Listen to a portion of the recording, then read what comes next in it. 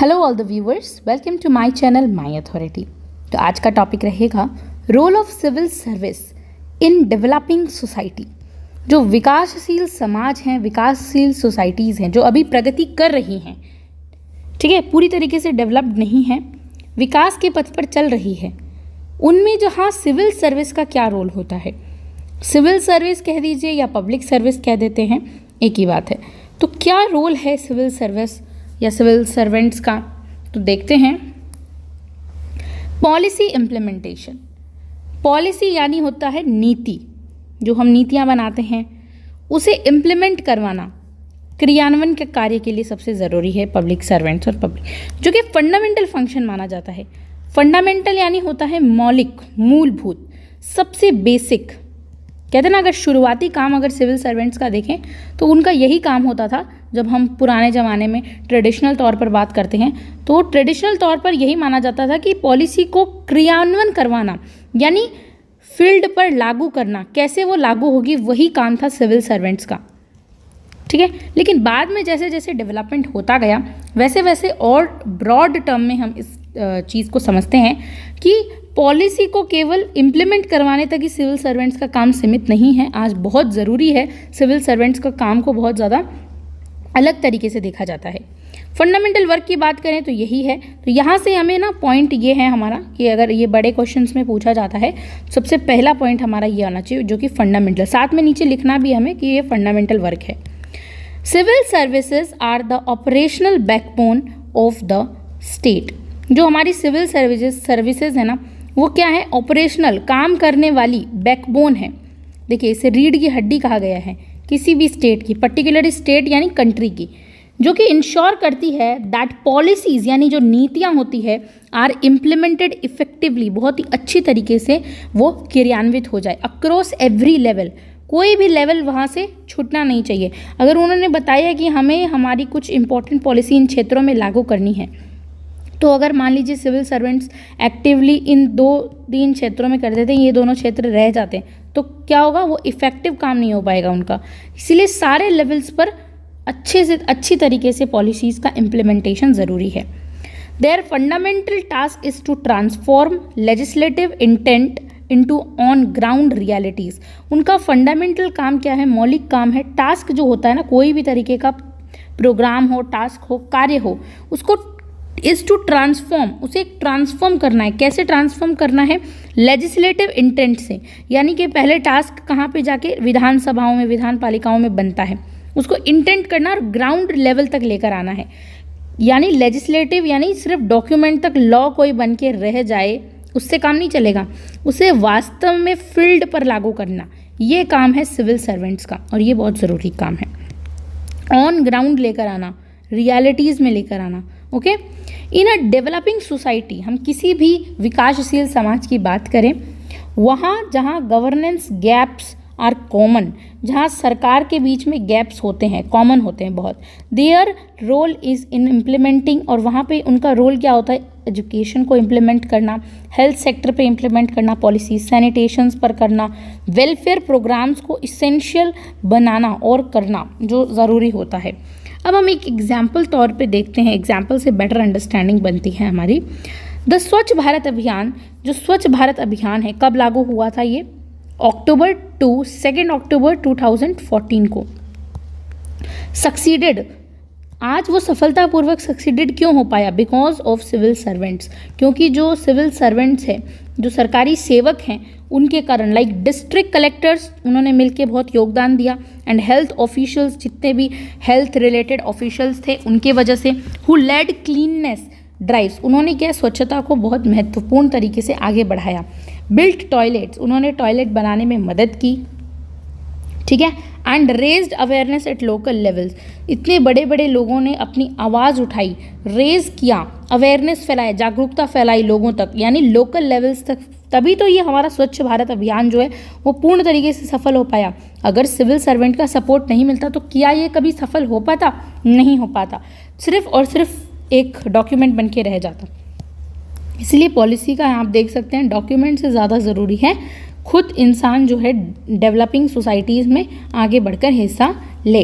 अब हम देखते हैं नेक्स्ट, पॉलिसी फॉर्मुलेशन होना ज़रूरी है। पिछले स्लाइड में हमने क्या देखा कि पॉलिसी इम्प्लीमेंटेशन यानी लागू करो इसे, लेकिन अब हम जैसे जैसे पर्सपेक्टिव बदल रहा है, टाइम बदल रहा है, हम देखते हैं कि नहीं, पॉलिसी को इम्प्लीमेंट कराने से ज़्यादा ज़रूरी हो गया पॉलिसी को फॉर्मुलेट करना यानी बनाना, जो कि एक ब्रॉडर व्यू के अंदर आता है।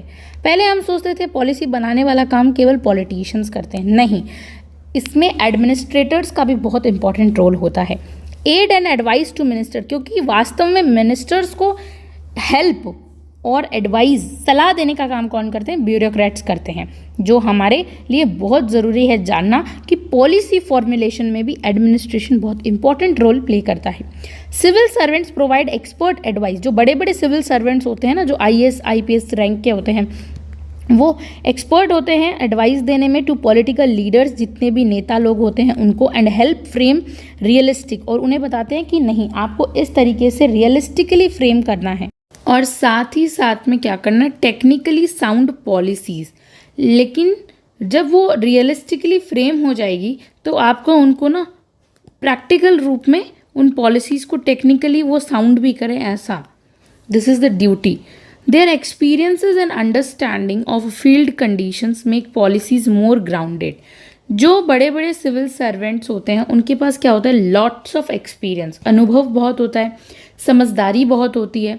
तो इसके कारण क्या होता है, कोई भी चीज़ की, अपने फील्ड की, अपने ग्राउंड की, अपने हर टास्क की वो कंडीशंस बना देती है, बहुत इम्पॉर्टेंटली पॉलिसीज़ को और ज़्यादा एफिशिएंट बना देती है, कितनी बेहतरीन तरीके से वो पॉलिसीज़ लागू होंगी। And they also conduct research, और वास्तव में वो साथ साथ में रिसर्च भी कंडक्ट करते हैं, कोऑर्डिनेट करते हैं विथ स्टेक होल्डर्स, जो ज़मीन के रिलेटेड ड्राफ्ट पॉलिसी डॉक्यूमेंट्स, और पॉलिसी को पहले ड्राफ्ट करते हैं डॉक्यूमेंट में, फिर उसको जो है क्रियान्वयन होता है उसका। अब एक एग्जाम्पल देखते हैं यहाँ पर हम, पॉलिसी का एग्जाम्पल है कि in preparing the national education policy, जब हम बात करते हैं NEP 2020 की, कि जब वो प्रिपेयर हो रही थी, ब्यूरोक्रेट्स कंसल्टेड एजुकेटर्स, जितने भी ब्यूरोक्रेट्स थे वो कंसल्टेड कर रहे थे एजुकेटर्स से, यानी बड़े बड़े शिक्षकों से, गैदर्ड डाटा, उन्होंने डाटा लिया, and synthesised inputs to assist ministers in finalising the policy, हर चीज़ को एक जगह पर लेकर आए, ठीक है, एजुकेशन से डाटा लिया, बड़े बड़े शिक्षाविदों से डाटा लिया, और हर चीज़ को कंक्लूड करके फिर उन्होंने मिनिस्टर्स को जो है ना असिस्ट किया, यानी असिस्टेंट प्रोवाइड करवाया। तो ये है एक पॉलिसी मेकिंग फॉर्मुलेशन का, ये कैसे बनती है उसका। अब हम नेक्स्ट देखते हैं पॉइंट, जब हम role of civil service developing countries में लिखते हैं तो वो ये है कि डेलीगेटेड लेजिस्लेशन। क्या होता है डेलीगेटेड लेजिस्लेशन? डेलीगेटेड का मतलब होता है पावर्स को हम दूसरों तक, जो अब हमारे सबऑर्डिनेट्स हैं उनको डेलीगेट कर रहे हैं, प्रत्यायोजन कर रहे हैं पावर का। लेजिस्लेशन यानी क्या होता है, जो हमारा काम होता है which is related with law making, basically तो ये लॉ मेकिंग का काम होता है, लेकिन लेजिस्लेशन जो है वो हर जगह किया जाता है। तो प्रत्यायोजन जो है ये हमारा लेजिस्लेचर्स में भी होता है, जो विधान पालिका से रिलेटेड काम होते हैं उनको भी जो है हम ट्रांसफ़र करते हैं। तो due to time constraint, time की कमी होती है एंड कॉम्प्लेक्सिटी बहुत ज़्यादा होती है, बहुत ही जटिल प्रोसेस है और बहुत ज़्यादा मैकेनिज्म इसमें लगता है। तो लेजिस्लेचर्स जितनी भी होती है ना हमारी legislature, often delegate rule making powers to civil servants. वो क्या करती है, लेजिस्लेचर के पास कोई एक टास्क नहीं, उसको बहुत सारे टास्क देखने पड़ते हैं, लॉ बनाने पड़ते हैं, तो उसके पास इतनी छोटी छोटी चीज़ों के लिए पॉलिसी बनाने का टाइम नहीं होता है लेजिस्लेचर के पास। तो वो क्या करती है, अपने पावर को डेलीगेट कर देती है, प्रत्यायोजित कर देती है, किनको, सिविल सर्वेंट्स को, रूल मेकिंग बनाने की पावर। तो दिस इनेबल्स फ्लेक्सिबिलिटी, और ये चीज़ क्या लेकर आती है, हम कहते हैं लचीलापन लेकर आती है, फ्लेक्सिबिलिटी लेके आती है। वरना रिजिड होती, इफ़ हमारी लेजिस्लेचर रिजिड होती, वो कहती नहीं सिर्फ लॉ तो मैं ही बनाऊंगी, बाकी कुछ नहीं बना सकता, तो वो रिजिड कहलाती। लेकिन अब उसने अपनी लॉ मेकिंग पावर को डेलीगेट कर दिया, तो वो क्या कहलाती है, फ्लेक्सिबिलिटी कहलाती है। And expert driven decision making in technical matters में, अब लेजिस्लेचर चाहती है कि एक्सपर्ट लोग आगे आए और डिसीजन मेकिंग में पार्टिसिपेट करें, टेक्निकल मैटर्स जितने भी होते हैं उनमें पार्टिसिपेट करें। फिर हम देखते हैं डेलीगेटेड लेजिस्लेशन अलाउज गवर्नमेंट्स, जो ये प्रत्यायोजन है जिसका हम कहते हैं कि वैधानिक प्रत्यायोजन जो होता है वो क्या करता है, अलाउ करता है अनुमति देता है सरकार को टू स्टे रिस्पॉन्सिव, जिम्मेदार रहने का, to emerging issues without needing constant legislative amendments.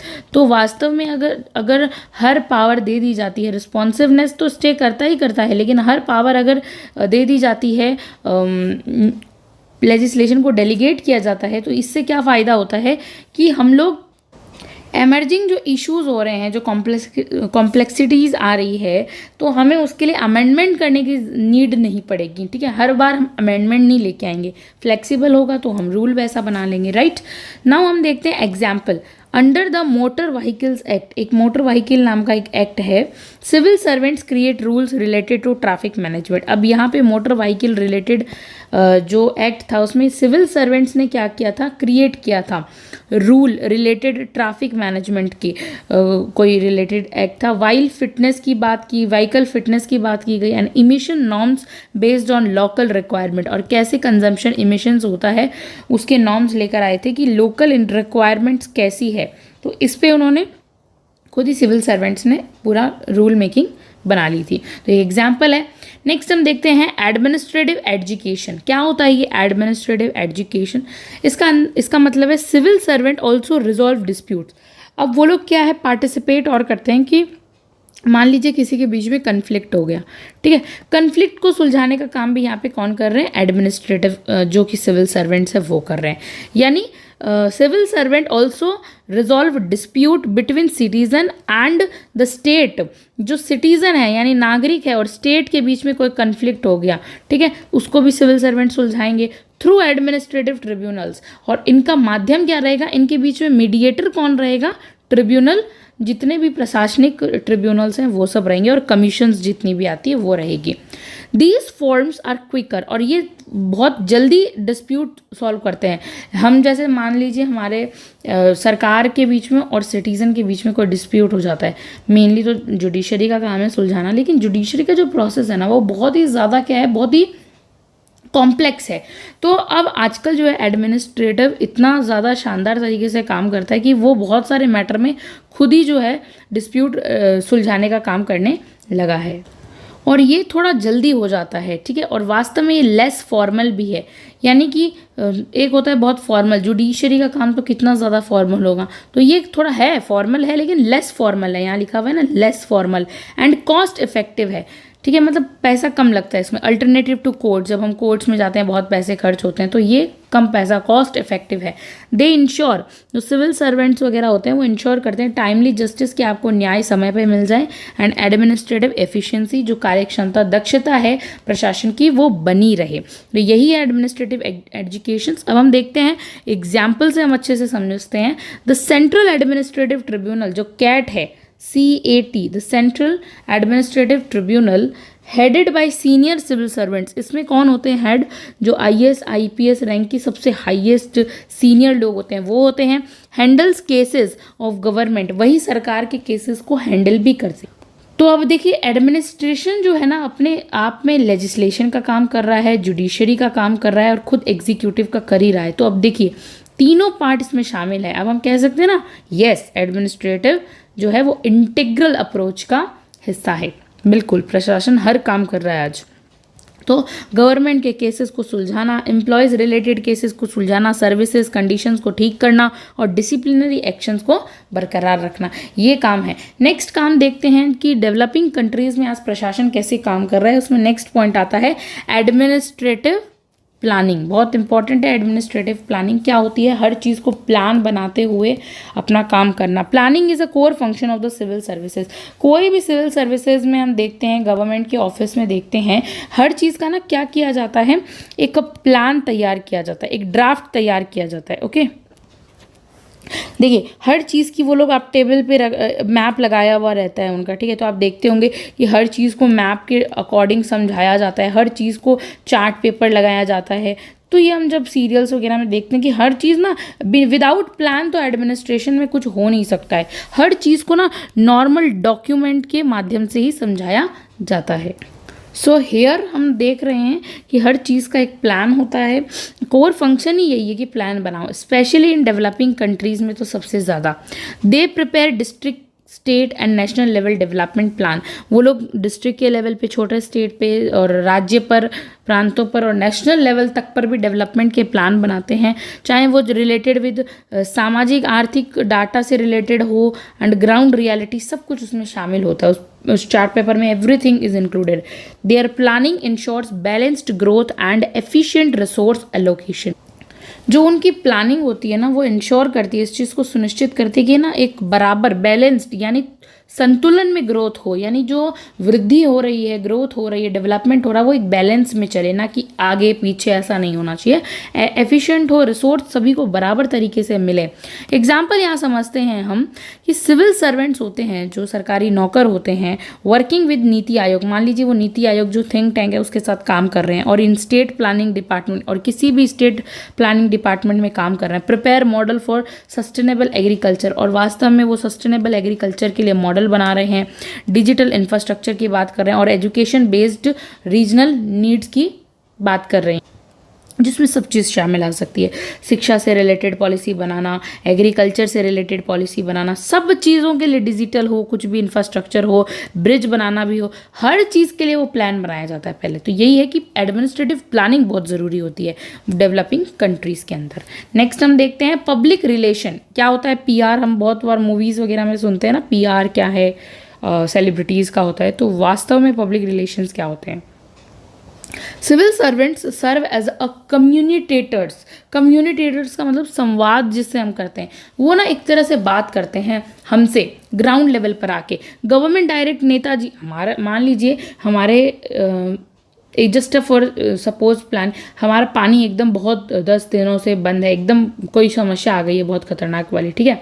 तो अब क्या नेताजी आके, वो तो वोट लेना था उस टाइम आते, क्या कौन करेगा हमारी रिजॉल्व, तो कौन करेगा जो सॉल्व प्रॉब्लम, बिल्कुल वहाँ का प्रशासन आएगा, वही हमसे बात करेगा, हम उनसे बात करेंगे, हम अपनी प्रॉब्लम उन्हें बताएंगे। तो कौन आएगा ग्राउंड लेवल पर, कौन आता है, सरकार का मुख बनकर, कि हाँ सरकार का एक फेस बनकर, right.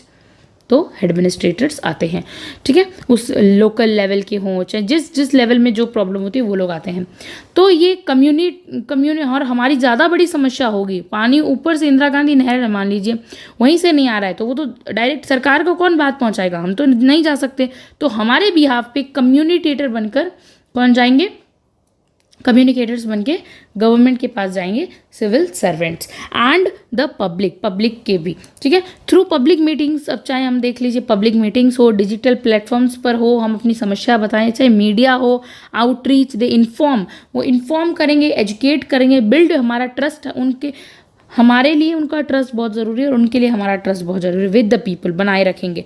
They also gather feedback from citizen to inform policy review, और वो वास्तव में एक जगह सभी सिटीजन्स को गैदर करके पॉलिसी के बारे में फीडबैक भी लेंगे कि आज जो पॉलिसी है वो क्या आपको समझ में आ रही है, कैसी चल रही है, आपको सही लग रही है, तो इस बारे में। एग्जाम्पल देखते हैं, ड्यूरिंग द कोविड-19 पैंडेमिक, जो हमारी महामारी, जो बहुत खतरनाक डिजीज़ फैली थी कोविड-19, उसमें क्या हुआ था, हेल्थ ऑफिसर जितने भी थे, जो health which is related with health officers and administrators, जितने एडमिनिस्ट्रेटर्स थे और हेल्थ ऑफिसर्स थे, गेव रेगुलर अपडेट्स, वो रेगुलरली अपडेट्स लेते थे, इनकरेज करते थे वैक्सीनेशंस के लिए कि भाई सभी को वैक्सीनेशन लगाना बहुत ज़रूरी है। उस टाइम हमने देखा ना, एंड मैनेज्ड क्राइसिस कम्युनिकेशन, और क्राइसिस कम्युनिकेशन को मैनेज किया था, क्योंकि उस टाइम बहुत खतरनाक सिचुएशन बन गई थी। उस समय संचार एक बहुत बड़ा रोल प्ले करता है अपने आप में, ठीक है।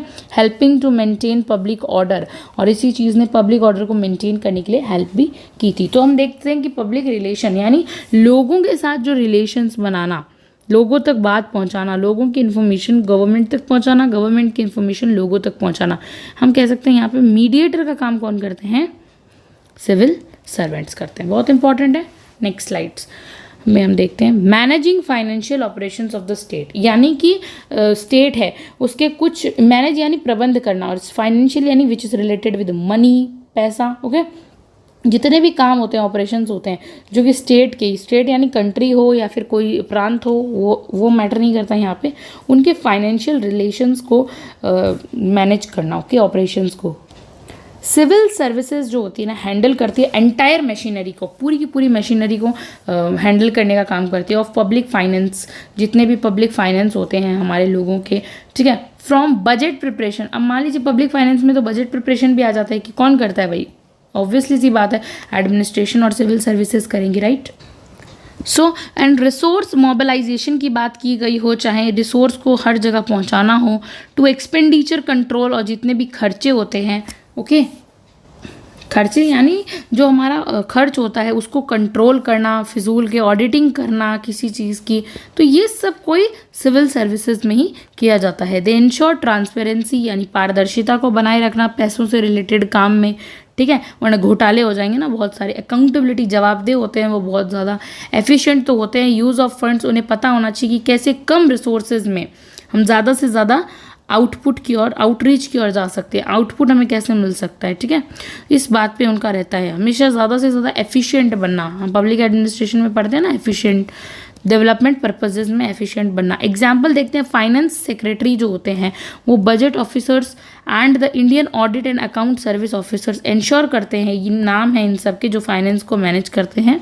Every rupee spend from public funds aligns with government, एक प्रत्येक रुपए का हिसाब रखा जाता है और कहा जाता है कि अगर वह पब्लिक फंड से आया है, उससे अलाइन है, तो गवर्नमेंट प्रायोरिटी देगी। अवॉइड मिसयूज, मतलब जो उसका फालतू फिजूल खर्चा उसे एकदम ख़त्म किया जाएगा और सिर्फ जनता की भलाई के लिए ही जो है पैसा लगाया जाएगा। तो इसी के साथ हमने देखा कि क्या रोल होता है सिविल सर्विसेज का हमारे सोसाइटी के अंदर, डेवलपिंग कंट्री के अंदर और एक डेवलपिंग समाज के अंदर। आपको अगर वीडियो अच्छा लगा तो आप इस चैनल को सब्सक्राइब करेंगे ताकि हमें और मोटिवेशन मिल सके कि हम और ज़्यादा वीडियोज़ आपके लिए बनाएं, पढ़ाएँ। So please subscribe my YouTube channel and that is very important, जिसमें हम public administration and political science के बहुत इंपॉर्टेंट वीडियोज़ आपके लिए लेके आते हैं।